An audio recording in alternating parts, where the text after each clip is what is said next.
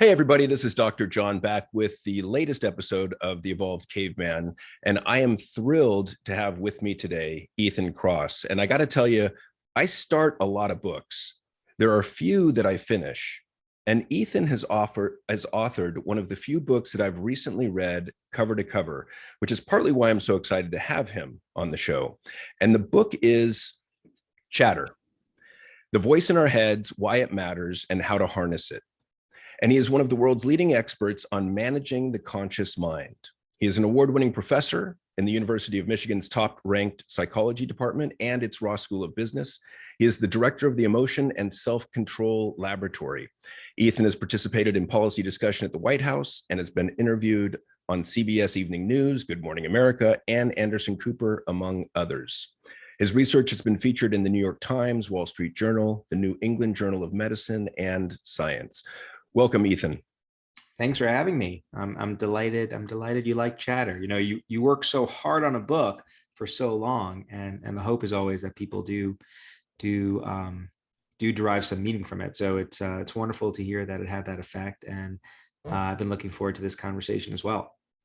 Thank you so much. So let's start off by talking about, or if you would, share that story that you start the book off with, because I thought that was a great intro into Chatter, into the voice in our heads. Well, so the story was a personal one about one of my potent experiences of Chatter, and it happened about 10 years ago. My colleagues and I had just published a paper that ended up getting a lot of media attention. We published an fMRI study where we showed that the sting of getting rejected by someone else you love at the brain level has some features that resemble physical pain. And so the idea that, you know, it hurts, right, when you're dumped, so to speak. What we suggest in the study that that's more than just a metaphor. There's some physiological basis for that idea. And the metaphor being sticks and stones, right? That's right. Like cultures around the world use a language of physical pain to describe how they feel when they're socially rejected. And so the logic behind this study was that because we are a social species and because our social connections are so vitally important to our survival, we've essentially evolved, not to use the phrase of this podcast, we evolved in a way where we encode social distress as painful in some way. So obviously getting rejected isn't the same as getting knocked in the face or punched in the gut, but there does seem to be some overlap in the nature and the pain that accompanies both kinds of experiences. And so we showed some evidence for that in this study. We didn't expect it to get a ton of attention, but it did. It was really exciting. I was teaching an intro class, I remember, on the psychology of love, and I checked my email halfway through the lecture, and there was a producer from I think it was CBS Evening News was, "Can we get you on the show tonight?" And so I did that, and it was fun. And about a week later, as the kind of attention waned down and life began to come back to normal, I went into my office and I checked my mailbox, and in it was a hand addressed letter, which I usually don't get. Usually it's emails. But I took the envelope, I opened it, and then it was a pretty ugly, threatening letter filled with drawings and slurs and all sorts of unpleasant material. And it was really, really chilling. I showed it to a few other people, and they all suggested, "All right, you got to go to the police and see what they have to say." And I did. And they attempted to be comforting in suggesting that this is not something you really have to worry about. It's very unlikely that something will happen. But just to be safe, I remember them telling me, you should drive home a different way from work each day. Which, they said this to me, and I met them with a stare, and I said, "I live 4 blocks away from my office." This was at the time, right? I live different place now, but there's only so many routes you can take home when you live that close. And so for the next couple of days, I was really, to use the clinical term, a wreck. I was pacing my house into the early morning hours. I just had, my wife and I had our first child. I'm thinking, oh my God, what did I do? Why did I get into this mess? Why did I do the interview? What if they do this? All of the kind of hallmark features of getting stuck in a negative thought loop, or what I call chatter, right? My mind's racing over and over and over again, playing out all the worst case scenarios. And I was in that state for a couple of days, managed to get out of it. And it ended up being a really important spike on my personal timeline, because on the one hand, it provided me insight into a phenomenon that I had been studying for over a decade at that point, but never truly experienced myself. And so, in a certain sense, I ended up, for those 2 or 3 days and nights, being like a subject in one of the studies we would run. Um, and then the experience gave me insight into a tool that we've since done a lot of research on, that was really helpful for me in helping me get out of that experience. And I continue to use that tool, which I'm happy to get into if you like, or we could save it for later. But Yeah, let's save it for later. Just, I mean, and I appreciate you sharing that story with me, because I think it is so universal. And I'm glad that you went through that. I'm not glad you went through it, but I'm glad that you shared the story and the experience, because I think every one of us have had that experience where that internal chatter, that, negative thought spiral just is like a runaway train, and we have a difficult time managing it. So let's save that tool for a little bit later, because that's one I really want to dig into, because I've since shared that with a number of my clients. But let's back up just a little bit and go over what self-talk is, or that internal voice is, and how do we get it? How does it develop? well, so when I use the term self-talk, um, I use this term to refer to our ability to silently use language to reflect on our lives. And our ability to do this, I think, is a tremendous asset that sets us apart from lots of other species. In chatter, I describe self-talk as a type of Swiss Army knife of the human mind that allows us to do a number of really remarkable things. So I'll give you a couple of the big ones. At the most basic level, your ability to talk to yourself, your inner voice, if you will, that lets you keep nuggets of information active in your head. So if you go to the grocery store and want to remind yourself, hey, what do I have to buy? Bread, scallions, garlic. I'm projecting. I'm telling you what I'm having for dinner later. I was just actually cooking. But when you're repeating information active in your head, if I asked you, like, repeat your phone number silently in your head, that's self-talk, right? You're using the voice in your head, using language to keep a nugget of information active. And that's critical to our ability to navigate this world, that ability. We also use this inner voice or self-talk to do lots of other things. So before I give any major presentation, I'll go for a walk around the neighborhood and I'll go over the talking points in my head. I'll simulate word for word often what I'm going to say in my head. I'll then get to the end of the presentation, and in my simulations, the end of the presentation is always met by an amazingly obnoxious audience member. And I'll hear the question that they're going to ask me, and then I'll go over what I'm going to say. So I'm playing out the worst case scenarios so that I'm prepared for them, right? Amazingly important tool. We use self-talk to control ourselves. So, 10 o'clock at night, you go to the fridge and you shouldn't eat the ice cream, but you want it. And you say, don't do it. Don't take don't do it, Ethan, right? So that's another instance of self-talk. And then one of the most interesting ones is we use language to make sense of who we are. So things happen in this world that are unpredictable, they're unexpected, and people are meaning-making machines. We're constantly trying to create stories that give us a sense of why something happened and how it affects us. And we use language to create those stories, and that often happens silently as well. Okay, so this is just a question for me. For the rest of you can just ignore this question. Yeah. How does that meaning-making self-talk relate to the default network? I mean, I know that's what you were talking with Dr. Parvizi about. But as you're saying that, I'm like, well, wait, I thought the default network was part of that meaning-making system, but that wouldn't be conscious self-talk, I don't believe. Well, so the default network is like most brain networks, it supports a variety of different types of psychological processes. And what we know is that when people are reflecting on themselves and their own lives, it tends to activate this default network, which is, for those of you who are interested, this group of brain regions that compose a network that's along the middle of the brain, the cortical midline. And that network tends to become more activated when we're thinking about stuff that is relevant to us and our lives, as opposed to stuff relevant to other people, or when we're doing things that don't involve self-reflection.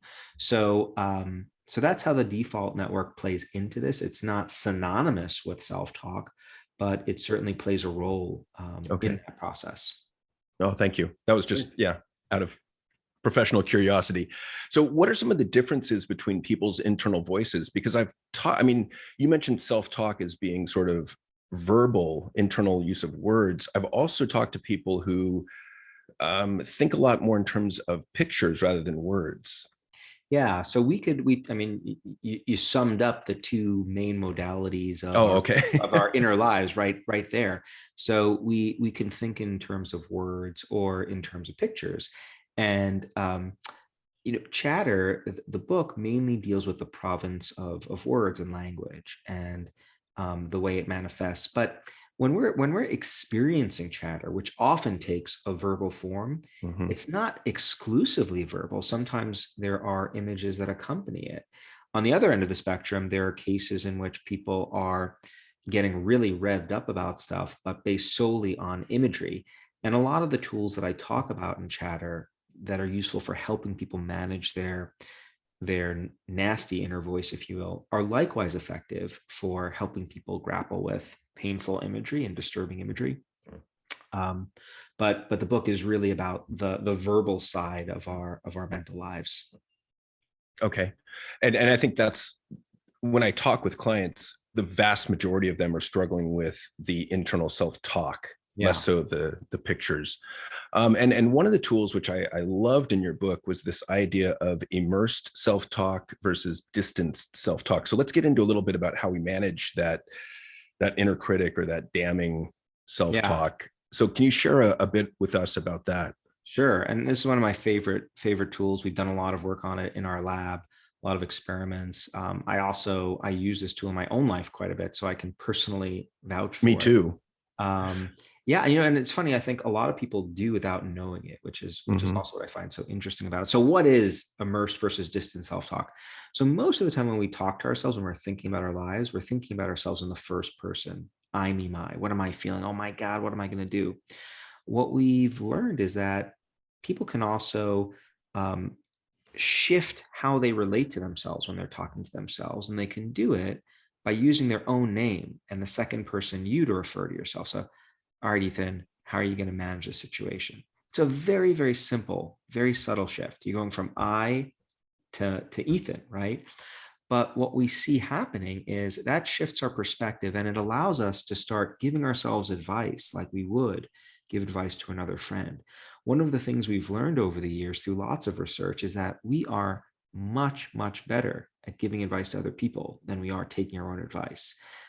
You can see this in some of the quote unquote most wise leaders of all time. Think of King Solomon and many others. And I tell the story of King Solomon and also the story of Abraham Lincoln. These are people who are known for being wise, right? Being able to deal with the curveballs that life throws at them. Yet, when it came to their own lives, they were terrible decision makers. They consistently got themselves into trouble, experienced chatter, and so forth.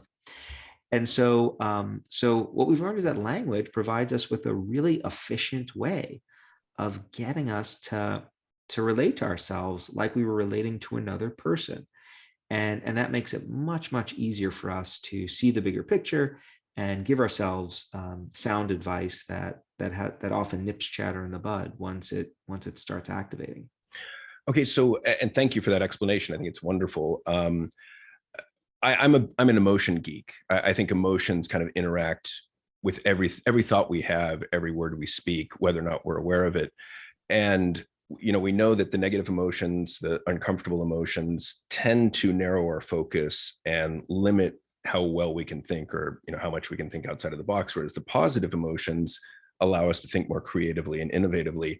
When I think about those inner voices in the first person versus third person, I don't tend to use the second person that much in my head. That first person voice seems to me to be almost, if I'm getting emotional and I'm getting kind of aroused, that first person voice seems to be often immersed in a negative emotion. So like if you're Yes. losing your shit, so to speak, in clinical term, it's, oh my God, I can't take it anymore. I can't deal with this. And so there's that franticness or it's infused with a negative emotion. Whereas if I go to, hey, John, like, relax, you're okay. We're going to find a way through this. It almost feels like the functional adult coming out in me. And it's got a calm tone of voice to it, which it's funny because there's no voice at all. It's just in your head. But do you see any connection like that? Yeah, absolutely. So, negative emotions I call it, they zoom us in on our problem. Mm-hmm. And that makes good sense from an evolutionary point of view, right? If there's a problem in front of us, what you want to do is focus on the problem, not avoid it, zoom in really closely. The problem is once we zoom in, we narrow our attention, we often get stuck and we lose our ability to then step back, to zoom out, see the bigger picture, which often has solutions for what we're dealing with. And it often makes it very clear that as awful as what you're experiencing right now is, it'll likely get better. There are alternative ways of managing it. And so the real challenge is, so you figure out, how can you zoom out? How can you take that bigger picture, broader perspective? And that's where giving yourself advice can be so helpful, because when the problem's not happening to you, it's much easier to think flexibly about the situation. Now, one of the things that I find really interesting about this tool, this technique, is it manifests itself like differently in different people. So some people, when they start using their name to talk to themselves, they give themselves kind of consoling advice. It's going to be okay. You're good at this. You're a good person. So kind of affirming. Other people, when they describe what's going through their head when they go from I to using their name, they're activating their like high school coach, tough coach, and this is true Mm-hmm. for me most of the time too. It's like, get your act together, stop wimping around. Just, you do this, you've done it before. And so the voice can take different forms, just like a coach in your life. Like sometimes a coach can be really like, there are times when the coach's job is to put their arm around you and support you and give you that boost. And other times it's like, stop messing around, get to it. And we see that people are basically simulating that on their own. Well, yeah, it feels to me like the difference in the third person is you could either go self-compassionate, or you can go kind of no nonsense, That's right. almost kick yourself in the ass kind of voice, like, John, pull it together, enough. That's right. And different situations are going to require different kinds of instruction, right? Well, and it's interesting though, because I think most of the men that I talk to, when I try to teach them self-compassion, a la Kristen Neff, Mhm. a lot of them struggle with it. And I think we're really used to that no nonsense, almost inner critic voice, but it has a harshness to it. Mhm. And they say, well, that works for me. It's like, well, okay, great. And here's another voice that you can use that, research has shown to be more effective often. But I'm Yeah. not saying you have to eliminate this first voice. I'm just saying here's another gear you can shift into if this first voice isn't working for you well. That's right. So, and I think we could distinguish between critic, coach, and cheerleader, if you will. Mm-hmm. Like there are different. The coach can be really no nonsense and assertive, or very just kind of encouraging and supporting. And I think there are likely individual differences in how receptive different people are to those different kinds of voices. But I think there are also different circumstances that lend themselves to hearing those different voices. For example, there are instances in which just affirming someone's worth and value isn't going to ultimately be functional, right? If there's a job that needs to get done and you're not doing it, simply saying it's okay to not do Yeah. it, well, that You're may still make a you good person. that may make you feel better, right? But Yeah. ultimately, in terms of the task, and sometimes it's a really important task, that could be the difference between getting fired and not getting fired. Like, you've got to do it, right? So you need more in those instances. But then there are other situations. I think these other ones are where self-compassion in the way that it's classically defined really does make sense. There are instances in which you're just beating yourself up for no reason, right? Incessantly. And they're giving yourself, licensing yourself to just take a break from that and recognize that you're a valuable, worthy human being that deserves care, I think can be amazingly helpful. So it's about figuring out when to activate these different voices. And this actually highlights an important theme of the book Chatter and also of my research, which is what we've learned is that there are a variety of tools that exist for managing our mind, managing our inner voice. In Chatter, I talk about 26 different tools. People often ask me, tell me the tool, the one tool that I should use all the time. And, I dodge the question. Yeah. That's not, I just don't answer it. And the reason is because I can't give you one tool, because I think we've evolved to possess different tools for a reason. Different tools work in different situations. You would never expect a fantastic carpenter to build an entire home with a hammer. They couldn't do it. They also need a drill and a screwdriver and lots of other things that I don't know how to name, right? So we evolve these tools for a reason, and life throws lots of different curveballs at us. And I think it's really remarkable how many tools we actually do possess to manage those unruly pitches, so to speak. Yeah, and I agree with you 100%. I tell my clients that my goal is to get as many tools as I can in your tool belt, because there's going to be some instances where your favorite 1, 2, or 3 tools don't work very well for you. So you need to have others that you can rotate into and continue to try, so that you feel you've got options, which gives you a feeling you can manage this, which can calm you down. Totally. And then there's going to be some situations, I think, where the emotion does overwhelm you and you're going to have to just go with it. That's right. I think what we're really pushing towards in the field and science is trying to develop this mechanistic understanding of what emotions are and how they work and how they can be modulated. We're not there yet. We don't have every answer to that, to the questions that surround that phenomenon. What I think we've got a pretty good knowledge of are the individual tools that people have at their disposal, what they are, how they work. Yeah, we're identifying new tools, but 26 is a pretty good number. What we haven't yet figured out, though, is how those tools combine for different people in different situations. So that's what we scientists are actively doing research on, but research takes time. It's slow. And until we have those definitive answers, I think the challenge for your clients, listeners, and anyone else who suffers from chatter is to start doing some of the self-experimentation on their own, starting to figure out, hey, what are the tools that really work for me, make a difference? Right. And so what are there other benefits of using distant self-talk that we missed? It helps people regulate their emotions and their chatter. So we've done studies which show that when you're under stress, you don't ruminate as much, because you're giving yourself, you're reframing. It helps you reframe how you're thinking about stress, less as a threat, more as a challenge that you can deal with. That makes people feel better. It also helps them actually perform better under stress. So there have been a variety of different kinds of studies where we see that people give better speeches, they like public speeches, when they prep for those speeches in the third person versus the first. Other experiments have looked at the kind of first impression you make. So like on a date, and that could be a stressful circumstance for many, and people who psych themselves up in the third person as opposed to the first, they make better first impressions. We've also done work connecting distant self-talk to wisdom. So what is wisdom? Wisdom is a term we use to refer to a person's ability to successfully navigate the dilemmas of social life, right? So our social lives, our lives in this world with other people, are filled with all sorts of uncertainty, and there aren't always clear answers for how to resolve situations. And so wise people tend to be better at navigating those kinds of uncertain situations. And there's certain features that characterize being wise or reasoning wisely.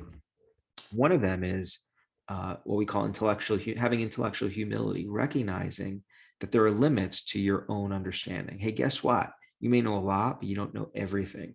Adam Grant just wrote an entire book on intellectual humility. Think again. It's a really important feature of making good decisions. Another feature of wise reasoning is recognizing that the world is constantly changing, right? There's lots of things happening. Circumstances change all the time, and being able to recognize that can be really useful in trying to figure out what to do next. And then also perspective taking on other people's perspectives when you're trying to figure out what to do. And we find that third person self-talk, when you present people with life challenges, it makes people reason more wisely about those scenarios. So they're more likely to recognize the limits of their own knowledge. They're more likely to perspective take. They're more likely to recognize that things may change in the future. So that's another important outcome associated with that kind of self-talk. Fantastic. Thank you. And what about, are there other ways to gain distance in your perspective? Can you give us like, I remember the fly on the wall. Yeah. So for visual stuff, thinking back, a lot of people, when they think about painful memories, or even anticipate negative future experiences, we tend to have some visual imagery that accompanies those events. So I can think back now to getting that scary, threatening letter. There's an image I have of my living room and, where I was in it and so forth. And people's memories are malleable with respect to how we play them in our head. So you could play your experiences from different angles. We could think about our experiences from a first person point of view. So replaying an experience through our own eyes, like reliving the event in that moment. But we also know you can also see yourself in an event from a third person or fly on the wall perspective. So imagine you're flying while peering down on the scene, seeing yourself in it. And so another way to distance is when you're thinking about a really painful memory, which often replays in the first person, right? Take that step back in your mental imagery, see yourself from a distance. That's one distance. That's another kind of distancing tool. You can distance by doing something called temporal distancing. So if you're dealing with a really nasty, acute stressor, something that's bothering you, think about how you're going to feel a day or a month or a year later.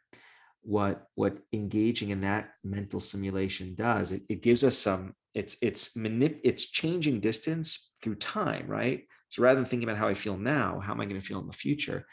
And oftentimes what that does is it makes clear that as awful as what you're experiencing is right now it's temporary. It will eventually fade. So this is not true of all experiences, but most acute experiences do eventually, come down with time and their intensity. Time heals.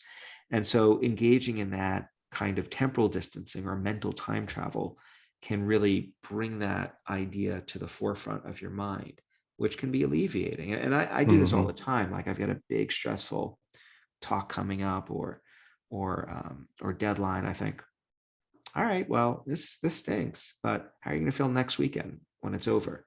And inevitably, just knowing that there's an end to this, it gives me hope, makes me feel better. So those are a couple of things you could do on your own. You could also write expressively about your problems. When you write about your problems, you become the narrator of an experience. And when you're narrating an experience, you're telling a story, and that story has a character in it, and you become the character. That can give you distance. So those are things you could do on your own. The other very powerful distancing tool I talk about in the book has to do with our relationships and other people.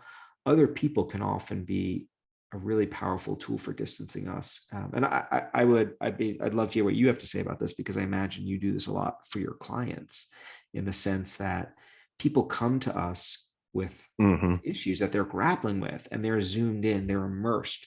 I think part of what really good social support involves is not just listening empathically and letting the person express their emotions, which is important to do to a certain degree, but also helping them step back, helping them see that broader picture so they could reframe what they're going through in ways that ultimately let them get through it. Yeah, I think you're right. I think that, listening empathically, I think validating what they feel, but there's a kind of a time frame that I put on that, because I don't want to just sit there and wallow in negative Yes. emotion. I want to get past it. I want my clients to get past it. And, I like humor. And so I like injecting humor into these things. So one of the things I'll do is I'll have them overlay music, like kind of big top circus clown music over their Oh, traumatic memory. And, uh-huh. dun, dun, dun, dun, dun, dun, dun, dun, something like that. Something that makes you Love kind of that. chuckle. Yeah. It takes the seriousness out of it. Okay, so Well, I have to say, go ahead. it's funny you say that. Sorry, that's my East Coast. Is like I've discovered, and over the years of collaborating with people from all over the country, that when East Coasters get really excited about stuff, they interrupt. They just want to, and that's a sign of excitement. So forgive me, but humor is so powerful, and it's actually an understudied regulatory tool. Oh, it's brilliant. I put a really high value on humor being easy to smile, easy to laugh. And I think many men have gotten really far away from that, especially, well, adults. I mean, there's research showing that our sense of humor falls off a cliff about the age of 23, which is when we go into the workforce. That's so interesting. I wasn't aware of that. Got to serious up. But the other one that I like, there's a couple. One is if you're having, like this disagreement, or you've been yelled at by someone, and it's, kind of you're wallowing in it, or you're replaying that memory, have their voice come out of their rear end. That's a good one. And you can change the voice too, but I've never grown up past the age of 12, so that one really appeals to me. Well, it's funny you say that, because when you said that, I thought, oh man, well, my 11-year-old's gonna love that one. So I'll try that on her. That's my target audience. And so the other one that I love, I remember I had a client come in who was really anxious, really highly anxious, socially anxious. And I asked him to describe the anxiety to me. And he said, it's like standing in a hurricane or a tornado. And I was like, wow, that's a hell of a description. And I said, so here's what I want you to do. I said, so I understand, like, everything's swirling around you. There's chaos, it's craziness. You can't catch your breath. What if you just take a few steps back so you're in the eye of the hurricane?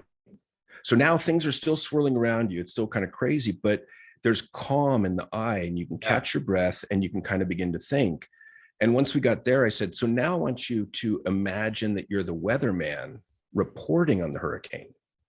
So you're a safe distance away from it, a couple miles. And that is very much what and, we do. And you can keep going, right? Now you're in the TV station, you're the news anchor talking to the weatherman, reporting on the hurricane. I mean, that's a wonderful embodiment of the idea of distancing and what we do in our studies, and we find to be really useful. It's being able to step out of the storm. And maybe that in your case, it involved going even deeper into the eye. Often it involves stepping out entirely. But I think I think we're unique in our capacity. I know we're unique in our capacity to do this as a species. Yeah. And this is the corrective mechanism that evolution has provided us with to deal with the emotional system that governs how we experience the world. Like, our emotions, the good ones and the bad ones, they're all really useful. You would not want to live a life without anxiety or sadness or anger. It would not be a productive life.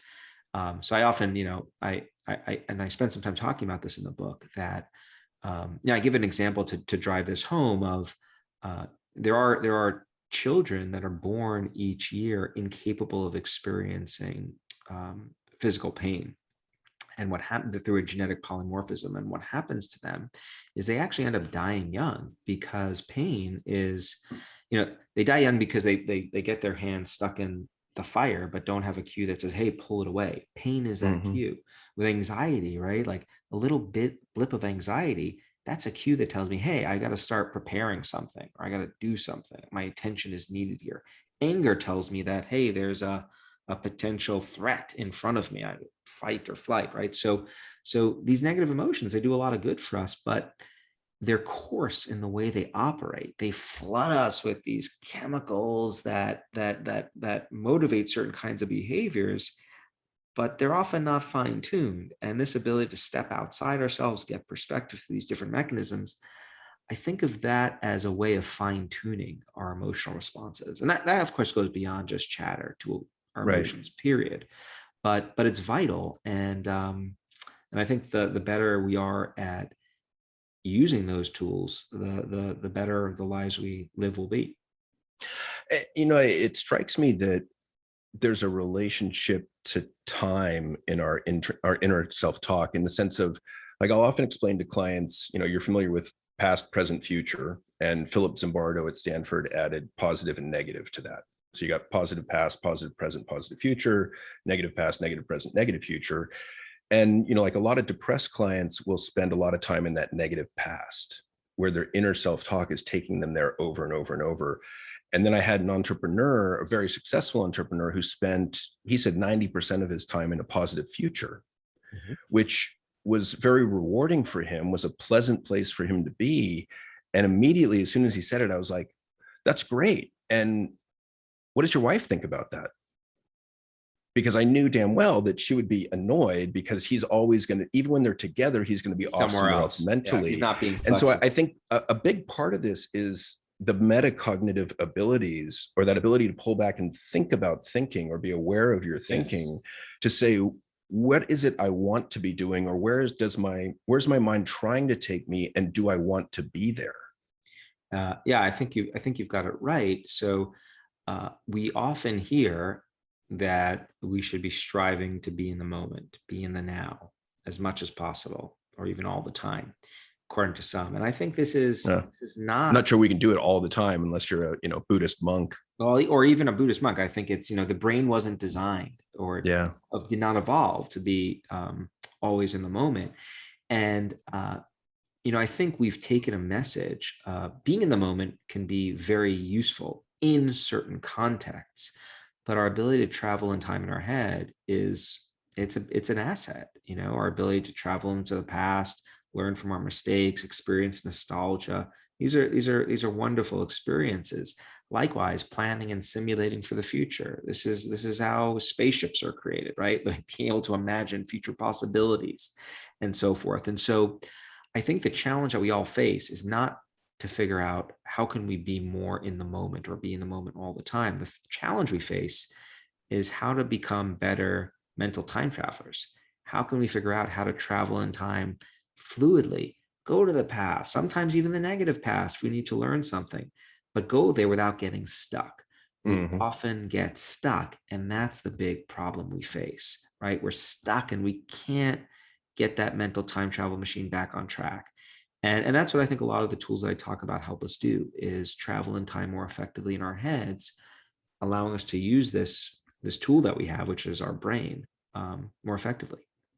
Well, and I think the intermediate step between those two is awareness. Because to me, if you're not aware that you're stuck in the negative past, for example, you Completely. can't implement a tool to get the hell out of it. I completely agree. I think a lot of people don't have a vocabulary Right. for chatter, right? Because we don't talk about these things often until you get to my class or my colleagues in my psych class in college, or if things aren't going so well, maybe they come to your office, right? So we don't, like I'm trying to think, like I do talk to my kids about how they're feeling and things of that sort, but you don't go to a cocktail party and be like, hey, what's streaming through your head? Although interestingly, Facebook asks us to tell us that when you log in. So I think just knowing about what chatter is, what does it mean to ruminate or worry? Why do we do it? And then what are the tools that exist? Just having that metacognitive understanding is a huge initial victory in the quest Yeah. to make people happier and more productive. And that's why I love your book. I love the movie Inside Out. I mean, because I think it begins to give the movie begins to give a younger generation vocabulary to describe what is going on internally. And that's more, I would say, emotion on the emotion side. This is, your book is more on the cognitive side. That's right. But I think they're both necessary pieces to begin to have the language to even talk about what's going on. Because I remember there was a study some years ago that showed that on the emotion side, that most women on average can name 17 emotions. Men, it's about 8. Mm, And when I read that, I kind of got a little bit annoyed. And that's what led me to write my book 15 years ago, to just kind of lay out some of the basics of emotion and mood, for me to become less of an emotional idiot. Because Got it. I had a PhD from Cal in psychology, and I still was emotionally at an emotional deficit. Well, I think you're probably overstating your statement. Well, I don't know. But I Ask think my also, ex-wife. touche. But it also speaks to this phenomenon that we call Solomon's paradox, which is we're much better at doling out the advice than taking it ourselves, right? So Yeah. so I bet even back then, like, you were an incredibly skilled clinician / friend for folks, depending on where you were in your training at that time, but may have struggled with your own self emotionally in those instances. Well, and that's why most of us get into psychology, right? But you have colleagues, I imagine, that were really, really book smart and really intellectual and could read all about, tools and emotions and psychology, but still weren't that good with people, still didn't have very good emotional self-management skills. I mean, can you think of some people like that? It doesn't take much time. Well, I think, here's one way that I like to think about how this works in a very simple way. So I love simple. Me too. We're talking about emotion regulation or self-control, right? Controlling your emotions. And there are really two pieces to doing that well. One is you've got to have tools. And we've been talking about tools throughout this discussion, and a lot of chatter is about the different tools that are out there, things you could do on your own, tools in our environments, tools in our relationships. But then there's another piece, which is motivation, right? And so you can know all the tools that exist. If you're not motivated to use those tools, you're not going to use them, right? So you need to have both motivation and access to those tools. The flip side is also true. You can be super motivated, but if you don't have the tools, you're not going to take the motivation anywhere. To drive the point home, let's just think about someone who wants to get in shape, right? So let's say you've got someone who's really motivated to get in physical shape, but they don't know what exercises to do. They don't know how to eat, their efforts aren't going to be that effective. The flip side is you can have someone who desperately needs to get into shape. They know exactly what to do. They shouldn't be eating potato chips and ice cream, and they should scallions. Again, projecting here about my own refrigerator. You like scallions? I do like scallions. If you're not motivated to do the right things when it comes to you're not going to do it. So you really need both of those features. I think when it comes to chatter, most people are already highly motivated to manage it because it is such a painful experience. The other thing that's interesting to me is I would add practice to that, and awareness and practice. But I see, it's interesting. You see themes in your practice as you go through time. And so there's some younger clients that I've had, like teenagers or college students. Usually they were dealing with drug and alcohol issues. And so we got to get through that first. We get through that. They go away for a few years. They come back. And when they come back, they're like, okay, I'm serious to do the work this time. I want to apply the tools. And so they already know the tools from the first time around, but they didn't really put them into practice. And now the second time around, it's like, okay, if you're going to do the work, let's do the work. Like, I need you to practice these tools daily. And then when they start to put them into practice because I think what we're trying to do is get these tools habitual and unconscious. So we do them without even thinking about them. That's Absolutely. The ideal to me. That's the goal, right? Making them automatic.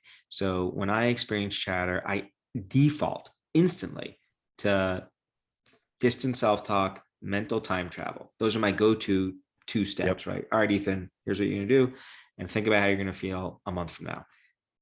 I can implement those in a matter of seconds. And this is not exaggerating. Like, they go pretty quick. No, I understand.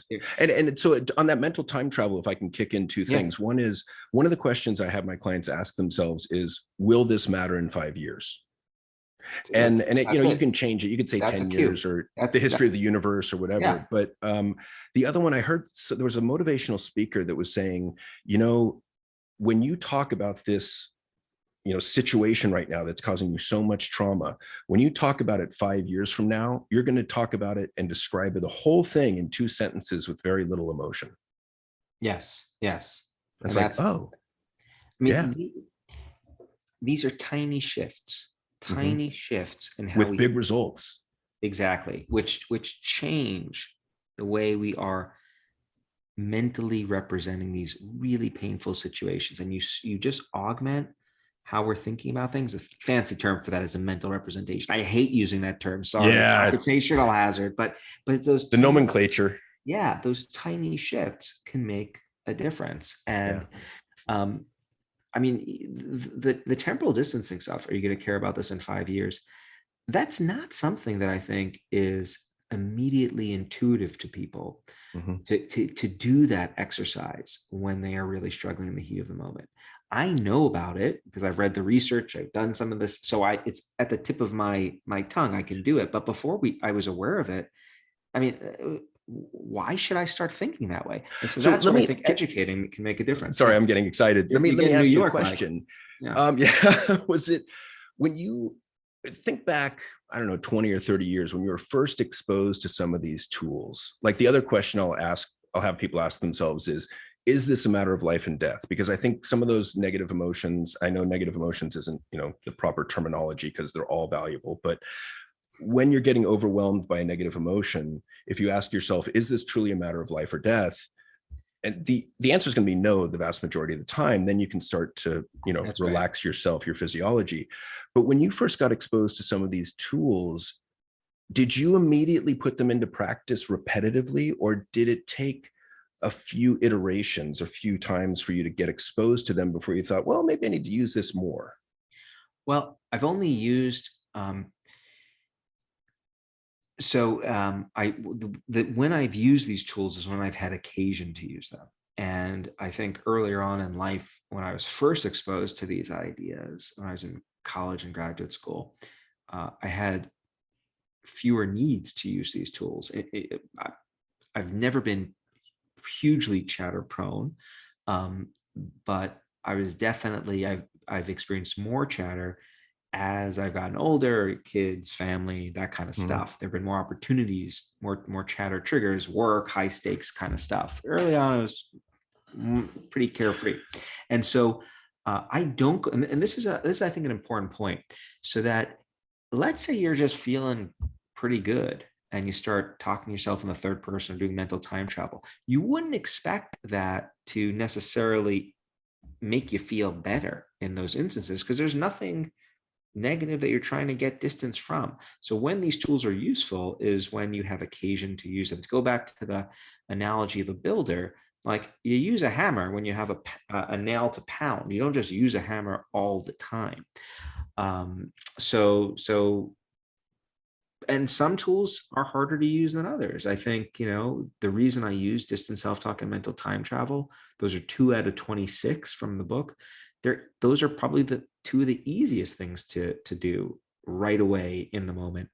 Finding people to talk to, like I spent a lot of time talking about in the book how to find the right person to talk to about your chatter, because some people, a lot of people, even those who love us, can make it worse or just not Mhm. help at all.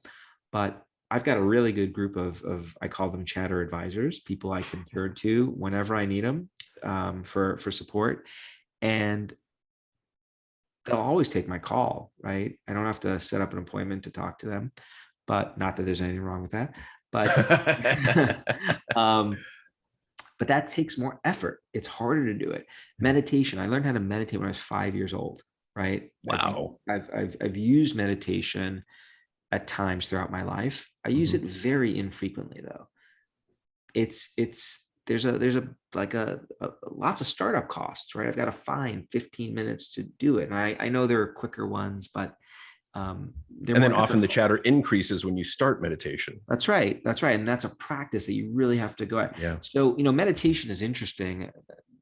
I think meditation does a lot of different things. And it's Mhm. fascinating to me that uh, that our ancestors, if you will, thousands and thousands of years ago, stumbled on this tool that can help us with chatter. And I think it does help. There's science to show that. But it does a lot of different things. And I think one of the things we've done more recently in the past 20 years in laboratory science and neuroscience is figured out the mechanisms that underlie what makes meditation work. And once you know the mechanisms that make something work, you can get in there and just tweak those mechanisms in ways that are much more efficient. So, Well, give me an example. well, yeah, I'll give you an analogy. Well, one example is distancing. Like one of the things that distancing does, mindfulness does, is it helps you get some distance. You realize through practice that your thoughts aren't you. Hey, you can look at a thought and play with it without identifying with it. Well, that's what a lot of these distancing tools help us do, right? They give us some space from our Ethan. What are you dealing with? You shouldn't be worried about that. You've got more space. So it's another way of activating that mechanism. Another analogy is to think about throughout time, we've gotten medical treatments from the forest, right? From plants and, these cocktails that are sometimes quite elaborate tonics that have medicinal features that make us feel better. Once chemistry developed, we figured out how to identify the compounds within those complicated tonics that were the active ingredients. And then what happens once you identify those active ingredients? Then you go ahead and you make a pill that is often pink or purple. It's very little, and you take it and poof, you've got the feature. You don't have to go into the forest and get all the different things and boil them and so forth. And in a certain sense, I think that's what modern psychology is doing with some of these ancient practices that can help, like rituals and meditation and mindfulness practices, saying, okay, well, what makes them work? What's the fluff? And then what's the real active juice? And then once we see where the action is, can we give people that ingredient in a very efficient way? And I think we're learning how to do that. Well, Ethan, I thank you so much for your time. I'm aware of our time and that it's drawing to a close here. And I feel like we could keep talking for hours. And I greatly, greatly enjoyed this. So thank you very much. And again, for those listeners, check out the book Chatter. It's an incredible book. And one of the reasons I love it is because it is so heavy on tools. So thank you very much for writing the book as well. Thank you. And this was a blast. I totally lost track of time. So perfect. So hopefully we can do it again. Sounds great. All right. And that's it for this episode of The Evolved Caveman. Tune in next time. Be sure to like, rate, and review. Thanks, everybody. Bye-bye.